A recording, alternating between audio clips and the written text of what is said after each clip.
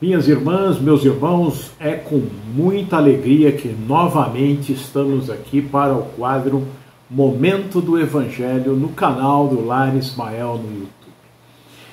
Nós vimos o capítulo 4, não se pode ver o reino de Deus se não nascer de novo, e o capítulo 5 nós estamos vendo agora do Evangelho, que é Bem-aventurados aflitos.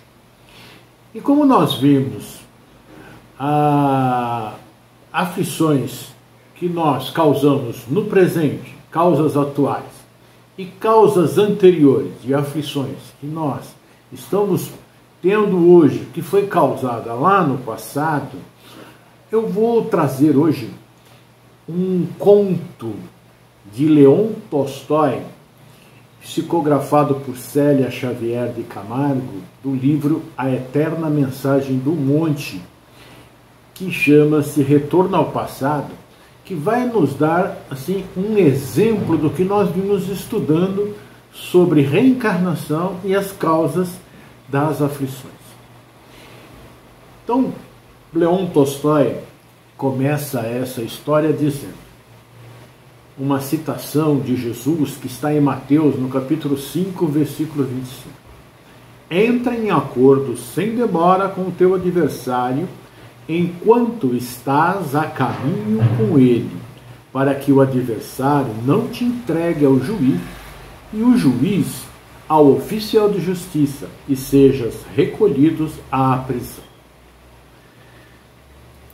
Começa o conto dizendo, abandonado e sozinho, ele caminhava sem destino, os pés sangrando, feridos pelos seixos das estradas, ofereciam parca resistência contra o frio e a neve. Por isso, os pés congelados doíam dolorosamente. A neve voltara a cair, recobrindo todo com seu manto alvo, e o céu pômbleo prenunciava a tempestade próxima. Aconchegou-se mais ao casaco velho e puído, de tecido inferior, protegendo o peito do vento enregelante que soprava. Escondeu o rosto sobre o gorro e continuou a caminhar. Tanto ouvira falar de Deus, Pai de todas as criaturas, em quem ele não acreditava. Se um Deus realmente existisse e fosse Pai, como afirmaram, não deixaria um filho seu em tamanho sofrimento. Enquanto caminhava sem destino, lembrava do que fora toda a sua vida. Desde pequeno, só conhecera o sofrimento. A mãe morreu ao dar à luz e ele foi criado por uma mulher sem entranhas, uma vez que seu pai não quis saber dele, culpando-o pela morte da esposa. Jamais tivera algo seu. Comia do que lhe davam, vestia e calçava o que pessoas condoídas de sua sorte lhe ofertavam. Tornara-se um homem sem ter quem lhe ensinasse coisa alguma. Para viver, fazia pequeno serviço nas aldeias por onde ele passava, ajudando as pessoas em troca de um prato de comida, ou de uma roupa, ou de um calçado. Através das janelas via as famílias reunidas em torno de uma mesa, risonhas e felizes, e um aperto no coração fazia as lágrimas lhe assomarem aos olhos. Ah, como gostaria de ter uma família! Pessoas que o amassem e com as quais pudesse compartilhar seus pensamentos. No entanto, somente ele parecia não ter alguém. A tempestade se aproximava. Era preciso estugar o passo para não ser alcançado por ela. Contudo, estava cansado. As pernas recusavam-se a caminhar, exaustas da longa jornada. Sentiu-se fraquejar e as pernas se dobraram, arremessando-o ao chão sobre a neve. Ali, em meio à intempérie, sem forças para prosseguir, ele cerrou os olhos ardentes. Estava no fim. Morreria, por certo, sem socorro, uma vez que a região era deserta e ninguém se atreveria a sair de casa com um tempo desses. Novamente mergulhou nos próprios pensamentos, aguardando a dolorosa morte por congelamento, que não tardariam. Por quê? Por que, meu Deus? Inconscientemente, o nome do Criador lhe veio aos lábios. Muitas vezes tivera sonhos estranhos, para os quais não encontraram explicação lógica. Sonhara que habitava uma região próspera e que era rico proprietário de terras. Possuía extensa plantações de trigo, cevada e aveia. Nas Deciatines, que eram aproximadamente, era a medida agrária russa, né, valendo mais de 1 hectare. Então, nessa terra, né, bem cuidadas, mujiks, que eram camponeses russos, até 1860 eles eram considerados escravos. Então, esses mujiks trabalhavam sem descanso. Não obstante, jamais propiciaram aos camponeses condições dignas de vida. Conquanto imensamente rico e gozando de prestígio na sociedade em que vivia, nunca a ninguém ajudara. Seus servos morriam na miséria depois de uma existência de penúria, maldizendo-lhe o nome. Orgulhoso ao extremo, não conhecia outra vontade além da sua. A família tratava com despotismo e muito egoísta. Só pensava em si mesmo, profundamente avarento, só acumulava bens, vivendo quase que miseravelmente. Desse modo, os filhos o abandonaram. Logo, despertaram para a vida, em busca de melhores condições de sobrevivência e para fugir ao tacão do pai, a quem odiava. A esposa, pobre mulher, sofrida e infeliz, suportou-lhe os maus tratos, uma vez que não tinha para onde ir. Um dia, cansada da privação a que era submetida, entregou a alma ao Criador, readquirindo a liberdade que perdera com o casamento. Solitário, o grande senhor tornou-se ainda mais detestável, extravasando sua ira sobre os infelizes criados e mujiques de sua terra. Só pensava em uma pessoa, e nele mesmo.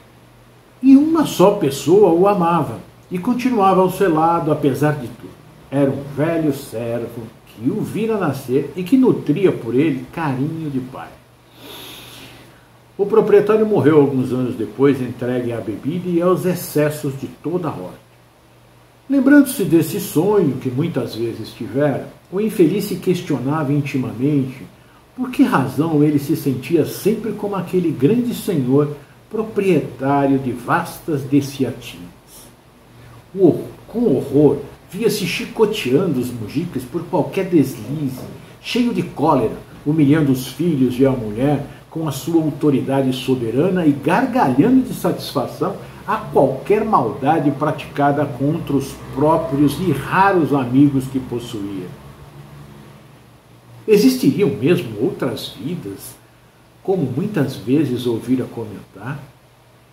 Se assim fosse, poderia ter sido outrora realmente aquele propriedade de terras cruel e sem entranhas? Se isso fosse verdade, então merecia o sofrimento atual, por tudo que já fizera. Contudo, eram apenas conjecturas. Naquele instante, um desejo imenso de fazer algo de bom e de útil dominou-lhe o íntimo. Se tivesse que recomeçar, faria tudo diferente. Quisera poder acreditar em Deus e na sua bondade. Todavia, era tarde demais. Sentia o corpo enregelado e entorpecido. Estava no fim. Naquele momento, ouviu vozes que se aproximavam e, com imenso alívio, percebeu que o socorro chegara. Ainda vive, vamos levá-lo com cuidado, disse alguém. Colocaram-no numa maca improvisada e conduziram-no até uma casa pequena e aconchegante. Acomodado de frente a uma lareira, sentia-se pela primeira vez estranhamente feliz. Enquanto o fogo crepitava, após lhe terem tirado as roupas molhadas, trocando-as por limpas e aquecidas, banhando os pés com água quente e colocado meias de lã, o pobre infeliz ouvia as vozes que lhe soavam profundamente familiares. Um garoto de olhos vivos e aveludados, aparentando seus 10 anos de idade, tagalerava a seu lado. E o velho solicito, de olhos ternos e risonho, respondia prontamente às perguntas do garoto. Não é verdade, papai, que se não fosse eu, esse pobre homem teria morrido na neve? Isso mesmo, meu filho. Graças a ti, o nosso amigo está salvo. Mas não deves incomodá-lo, está cansado e necessitado de repouso. O recém-chegado afirmou que não estava sendo incomodado em absoluto. Ao contrário, nunca se sentia tão bem em toda a sua vida.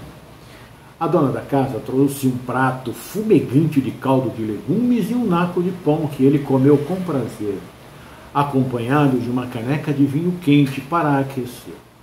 Assim, mais reabastecido, contou como chegar até ali e que estava jornadeando com um tempo tão e por que estava jornadeando com um tempo tão impróprio. Concluiu dizendo: a verdade é que não tenho casa ou família e estou sempre a perambular por todos os lugares. Ouvindo essa confissão feita em tom triste e melancólico, o dono da casa assegurou: pois, meu amigo, aqui podes permanecer conosco, se for do teu agrado. Foi o Senhor que te enviou e agradeço a Nossa Senhora de Kazan o ter te colocado no caminho de Nicolai para que te encontrasse. Preciso de alguém para ajudar-me no plantio e quando te recuperares e a primavera chegar, poderás ser-me de grande utilidade. Agradeço-lhe a generosidade, paizinho. Paizinho era um termo carinhoso, muito usado na intimidade, e aceito com prazer. O menino Nicolai, que o observava atentamente, perguntou muito sério: tens certeza de que é a primeira vez que andas por esta região? Sim, amigo Nicolai, tenho certeza disso. Jamais perambulei por esses lados. Por que me perguntas? É estranho, disse o garoto, e virando-se para o pai, interrogou: papai, não o achas parecido com alguém? A semelhança é muito grande. Com quem me achas parecido, meu jovem amigo? Tornou o hóspede. Sabes, estas terras outrora pertenceram a um grande senhor que dizia ser muito mau e que habitava uma grande mansão não muito distante daqui. Já estive lá várias vezes no interior da velha casa e sempre me impressionou muito um grande quadro que existe sobre a lareira na sala de visitas. É realmente impressionante a tua semelhança com o homem do quadro. A única diferença é que o outro está bem vestido e bem penteado. Já havia notado essa semelhança do nosso hóspede com o antigo senhor destas terras, meu filho, que é realmente extraordinário. Deus tem caminhos que desconhecemos, concluiu pensativo. Estranhamente confortado, o hóspede sentia como se nada daquilo lhe fosse desconhecido. Sentia-se realmente como se aquele personagem de que falavam fosse ele mesmo em outra roupagem. Até o quadro sobre a lareira da casa de visitas era-lhe familiar, pois lembrava-se de tê-lo visto em sonhos. Interessado, interrogou o seu gentil hospedeiro: como se chama esse cavalheiro, paizinho, com quem dizem que tenho tanta semelhança? Chama-se Yuri Kamiensky. O hóspede levou um susto ao ouvir o nome do antigo proprietário e, com os olhos rasos de pranto, afirmou comovido: não acreditava em Deus até esta noite. Agora agradeço a Ele ter me salvo de morte certa e a oportunidade de estar aqui nesta casa. Tens razão, paizinho. O Criador age por caminhos que desconhecemos. Fiz uma pausa e, fitando um dos interlocutores, afirmou: por estranho que possa parecer, também me chamo Yuri Kamiensky. Compreendendo a infinita misericórdia de Deus que o conduzira até o local, onde ele delinquira outrora, prometeu a si mesmo que tudo faria para reparar o mal que praticara, espalhando o amor e a paz por onde fosse, especialmente naquela região, onde certamente teria muito por fazer para se redimir perante a sua consciência. Então, meus queridos irmãos, nós podemos perceber através dessa história trazida pelo espírito Leon Tolstói, no livro A Eterna Mensagem do Monte, que o que nós vimos em Não se pode ver o reino de Deus se não nascer de novo, no capítulo 4 do Evangelho segundo o Espiritismo. E bem-aventurados os aflitos, motivos das aflições, causas atuais das aflições e causas anteriores das aflições, nós conseguimos então fazer as ligações necessárias com essa história e vermos a realidade daquilo que nos disse o Mestre Jesus. Essa história é muito peculiar, porque esse nosso querido irmão, o Ivan, ele havia sido aquele proprietário das terras que maltratou os filhos, a esposa, os trabalhadores da sua terra, e que, avarento, guardava tudo para ele. E aí nós vamos ver a justiça divina na reencarnação, que eu chamo assim do amor de Deus por todos nós. É a prova do amor de Deus por todos nós. Porque nós vamos e erramos, né, de forma bastante dura, como fez o Ivan, nesta nossa história, trazida por Leon Tolstói, e isto é uma história real que traz então Leon Tolstói para que nós possamos compreender o processo da reencarnação, né? Esse nosso irmão, depois de ter passado pelos momentos de reflexão, né, nas zonas mais obscuras do planeta, nas zonas umbralinas, ele recebe uma oportunidade para voltar à Terra. E vem nessa condição de... Chegou, a mãe faleceu durante o parto dele, o pai ficou bronqueado com ele porque culpou-o pela morte da mãe. Ele foi criado por uma pessoa que simplesmente criou, mas não deu carinho, não deu amor, e ele viveu no mundo, né, indo para lá, para cá, para lá, para cá. Mas os caminhos de Deus são fantásticos. Ele então vai nos trazer para o mesmo lugar aonde nós criamos problemas, normalmente com as mesmas pessoas, para que nós possamos fazer a reconciliação.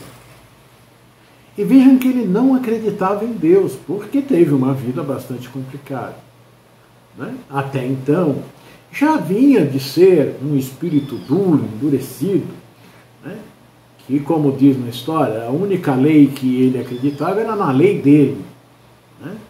Então, ele sofreu muito durante esse período todo, tanto quando ele era rico, quanto agora que ele era pobre, e passou esse período, né, sofrendo depois que desencarnou, para acordar. Então, no momento em que ele recebe essa oportunidade, ele viveu até esse período, ele é resgatado num momento crucial da sua vida, por espíritos ligados a ele, com certeza, esses nossos irmãos, ligados de vidas passadas, né? E ele é levado para o mesmo local. E as coincidências começam a acontecer, né? Coincidências entre aspas, né? E esse nosso irmão começa então a compreender e a saber que Deus existe, e ele, naquele momento, ele ficou tão feliz de ter sido resgatado, mudou o seu espírito. Foi o momento da estrada de Damasco dele, quando ele foi chamado, porque ele já vinha tendo sonhos, mostrando o porquê que ele estava passando por aquela situação. Muito embora ele não conseguisse ligar naquele momento de sofrimento em que ele achava que ele ia desencarnar, ele disse, não, mas se eu fui aquele Senhor, eu mereço aquilo. Veja como nós passamos a ter uma visão diferente a partir do sofrimento compreendido. Então eu passo por essa situação, porque eu causei, então esta minha aflição atual foi causada por mim. Eu estou neste momento passando por este problema, porque lá atrás eu fiz por merecer. Quando eu compreendo isso, eu começo a me libertar daquele problema que a gente está tendo. E então foi neste momento em que ele recobrou a sua consciência, e então houve a possibilidade dos amigos espirituais o auxiliarem naquele momento, e ele então vem de forma magnífica recobrar a sua razão, recobrar o seu raciocínio lógico, e aí ele então faz o quê? Ele vai e agradece a Deus por estar naquele local.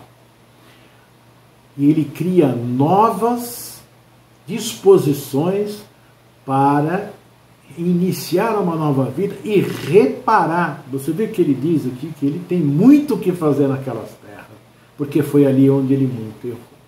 É assim que Deus coloca-nos nesta situação. Então, nesse momento, é que nós vamos despertar para a verdade. Esse conto de Leon Tolstói, ele nos mostra claramente pontos importantes da reencarnação, os motivos das aflições, as causas atuais e causas anteriores das aflições. E eu fico encantado com a reencarnação porque é a lei de Deus, é a lei de justiça, de amor e de caridade. É onde ele demonstra todo o amor que tem por nós.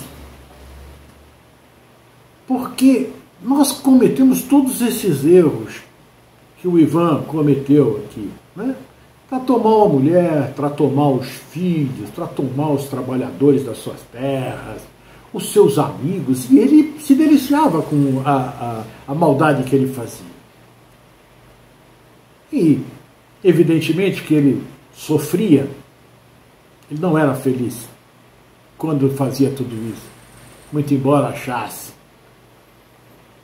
Depois que desencarnou, passou um período com certeza sofrendo nas zonas mais escuras, nas zonas umbralinas, resgatado, vê o tamanho do seu erro e aceita a prova de vir como pobre, aceita a prova de vir como órfão, porque assim que a sua mãe morre, assim que ele nasce, a sua mãe morre, o seu pai o abandona por culpá-lo, é criado por uma pessoa que não tem muitos compromissos com ele, não recebeu carinho, não recebeu amor, e da vida ele vai colhendo, né, aquilo que ele plantou. Mas Deus colocou na sua consciência um pouco mais desperta, e nesses momentos em que ele vai passando por mais dificuldades, em que ele não acredita em Deus, porque se Deus existisse eu não estaria nesse sofrimento. Quantas vezes a gente já não disse isso, ou ouviu, né? O problema não é ouvir, é dizer. Então, nesses momentos mais difíceis, ele lembrava, ele tinha um sonho. E quantas vezes nós não temos alguns lampejos de situações que parece que somos nós envolvidos naqueles atos ali, naquelas vivências ali. Então ele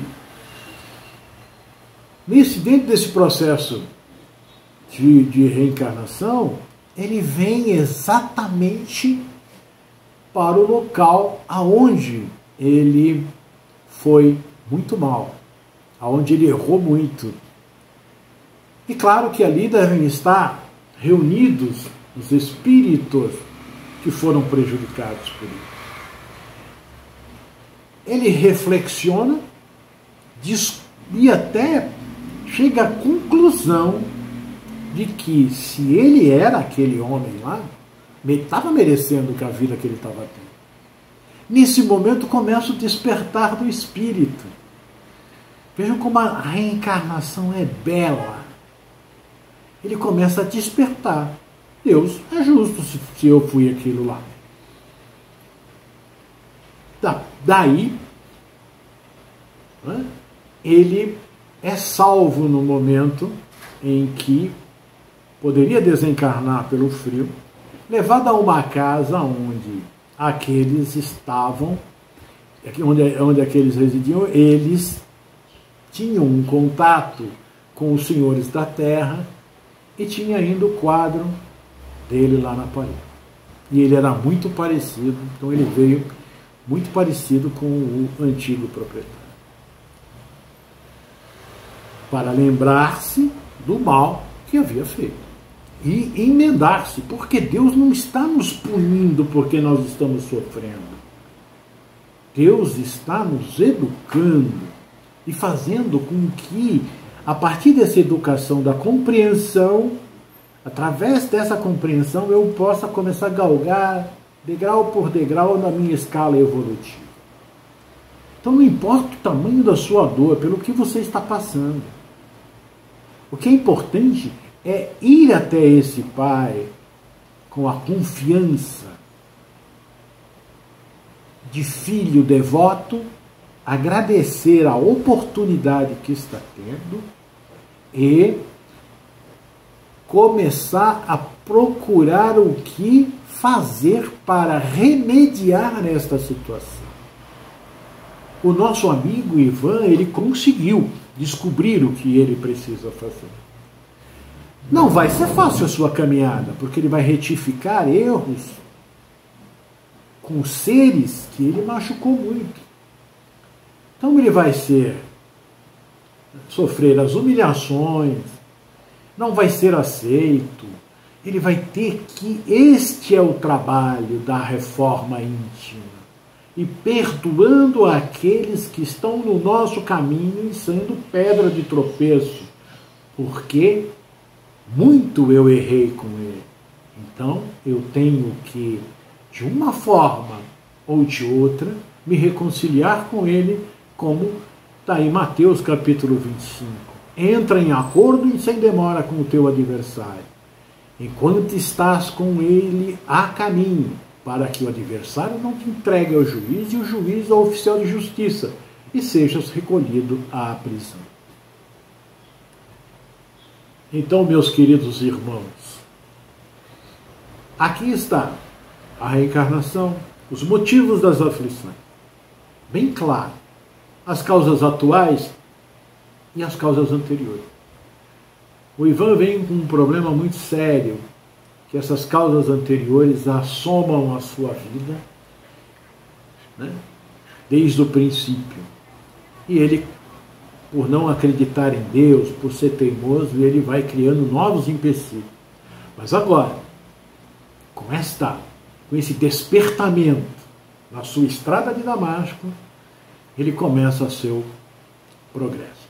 Aguardamos que você também atinja esse estágio de reconhecer que precisa recomeçar com amor e com carinho. Porque eu também vou fazer esse caminho. Então vamos juntos e que Jesus nos abençoe. Eu sou Irandir Protásio, um dos membros do Lar Ismael.